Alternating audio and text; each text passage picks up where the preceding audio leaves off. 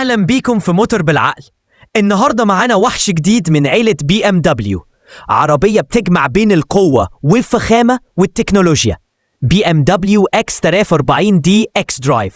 هنعرف سوا ايه اللي يميزها، ايه اللي يضايق فيها، وهل فعلا تستحق السعر ولا لأ. خليك معايا للآخر لأن العربية دي فيها كلام كتير جدا.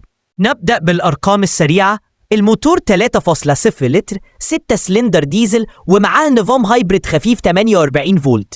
القوة حوالي 303 حصان. العزم 670 نيوتن متر. أيوة، أرقام تقيلة جدا على عربية متوسطة الحجم. نظام الدفع رباعي اكس درايف وناقل حركة 8 سرعات ستيبترونيك ناعم وسريع. التسارع من 0 ل 100 في حوالي 5.4 ثانية. أداء رياضي بمعنى الكلمة، والسرعة القصوى حوالي 245 كيلومتر في الساعة.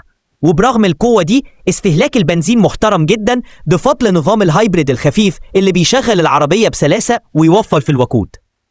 أول ما تدوس بنزين بتحس إن الموتور صاحي ومتحفز، الرد سريع جدا والعزم بيشدك جامد من أول لحظة.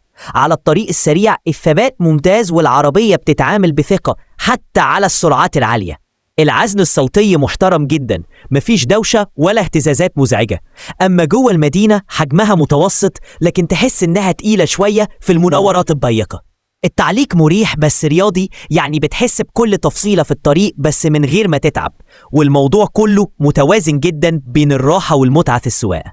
ندخل جوه. الصالون تحفة، خامات فخمة جدا، الجلد ناعم، كل حاجة متقنة زي ما متعودين من BMW.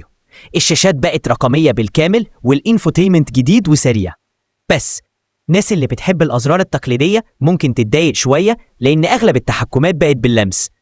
عندك أنظمة أمان متقدمة زي ABS Traction Control ومستشعرات 360 درجة.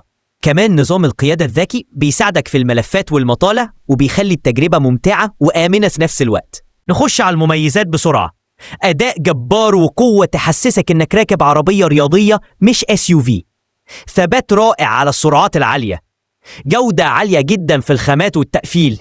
نظام هايبرد خفيف بيوفر استهلاك الوقود. راحة ممتازة في السفر الطويل، لكن طبعا مفيش حاجة كاملة. السعر عالي شوية، الصيانة وقطع الغيار غالية. النسخة الديزل مش متوفرة في كل الأسواق. التحكم باللمس في كل حاجة ممكن يضايق بعض الناس، وحجمها ممكن يكون تقيل داخل المدينة. من الآخر لو بتدور على عربية تجمع بين الفخامة والأداء والراحة، فBMW X340D X Drive اختيار جامد جدا. هتديك إحساس بالقوة وثقة على الطريق وفخامة في كل تفصيلة. لكن لو استخدامك داخل المدينة بس والسعر عامل مهم بالنسبة لك، ممكن تشوف النسخ البنزين أو الهايبريد الأصغر. قولولي بقى، تستاهل السعر ولا لأ؟ ولو تعملوا مقارنة تختاروا ايه ضدها، أودي Q5 ولا مرسيدس GLC؟ اكتبولي رأيكم في الكومنتات، وما تنسوش تعملوا لايك وتشتركوا في القناة وتفعلوا الجرس عشان توصلكم كل مراجعاتنا الجديدة من موتور بالعقل. سلام وبنزين دايما.